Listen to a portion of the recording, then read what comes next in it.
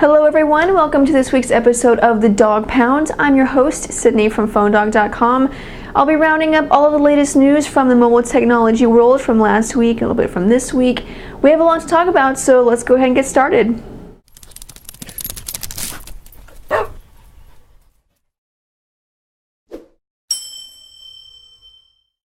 So in iPhone news, we're hearing that the battery for the new iPhone could be about the same size as the battery for the current iPhone. Now this is a big deal because we've heard that the new iPhone could have a larger display and LTE capabilities, so you would think with all of that you would need kind of a larger battery.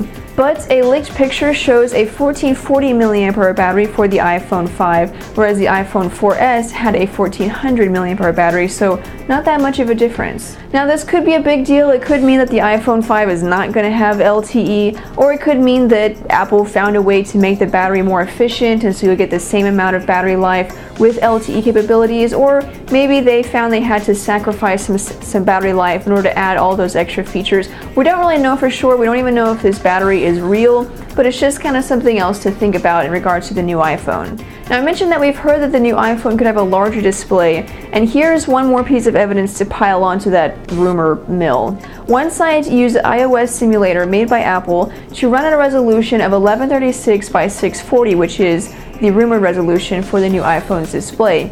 Now whenever using iOS 5.1 at this resolution, it would kind of just stretch everything out, make the icons look a little bigger. It didn't really look that pretty, but whenever running iOS 6, it added an extra row of icons and still kept everything the same size. So obviously the simulator wouldn't know to add an extra row of icons unless it had been programmed to do so.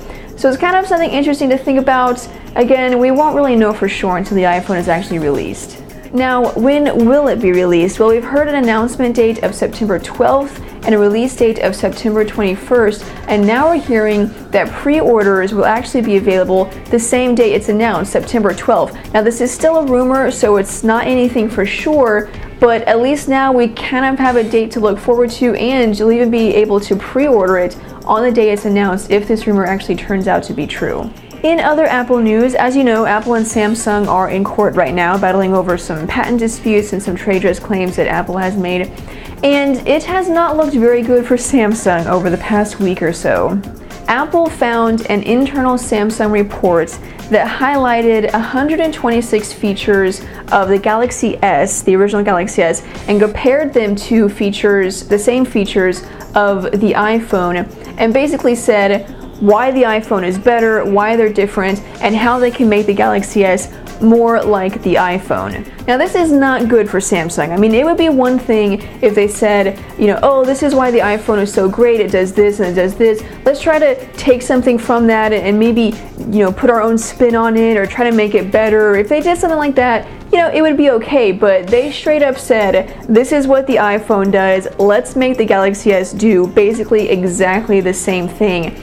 Now for a long time, I've kind of been against these patent disputes. I thought Apple was being a little petty with them, but this document, it's kind of making me change my mind a little bit. Obviously, we'll have to see what evidence Samsung presents, but this is definitely one thing that hurts Samsung's case.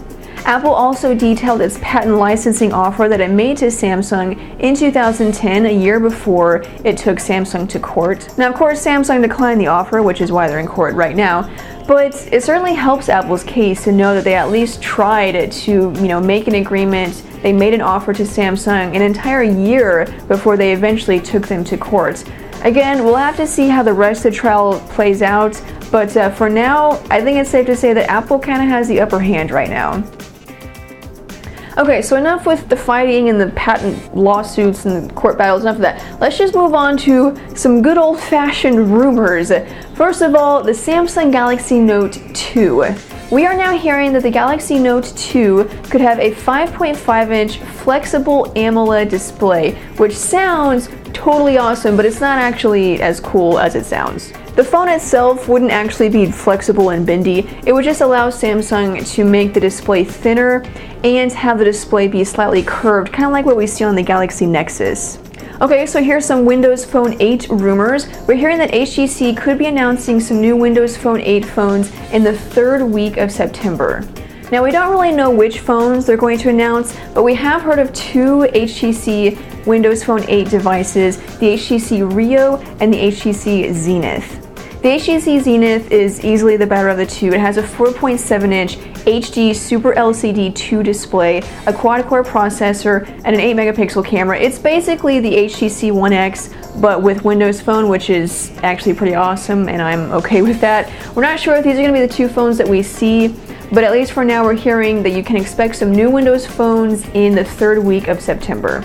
Now, if you want a phone with voice over LTE capabilities, there is only one phone on one carrier in the world where you can get that. And that one carrier is, you guessed it, Metro PCS. Okay, maybe that wasn't your guess, but Metro PCS has the world's first voice over LTE phone. It's the LG Connect 4G. Now this is big for Metro PCS because it allows them to use their spectrum more efficiently. Now Metro PCS was also the carrier that released the world's first LTE phone. So if you want cutting edge technology, is a prepaid carrier the way to go? I don't know, but this is definitely good news for everyone, but especially those on Metro PCS.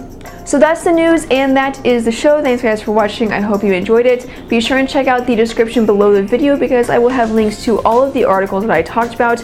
But other than that, I'm Sydney from PhoneDoc.com, and I will see you guys later. Bye.